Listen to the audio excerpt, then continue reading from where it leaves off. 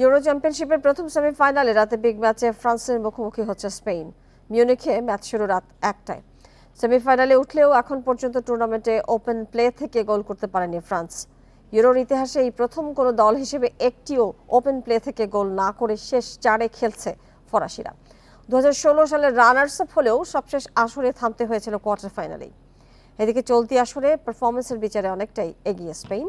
Group পর্বে Italy এবং ক্রোয়েশিয়ার মতো দলকে হারানোর পর নকআউটে তারা হারিয়েছে জর্জিয়া এবং জার্মানিকে। এছাড়া ২০০৮ এবং ২০১২ সালের চ্যাম্পিয়নরা টানা দ্বিতীয়বারের মতো উঠেছে শেষ ৪-এর মঞ্চে। এর আগে ২০১২ সালে ফ্রান্সের কোয়ার্টারে বিদায় করে শিরোপা উল্লাস সেরেছিল স্প্যানিশরা।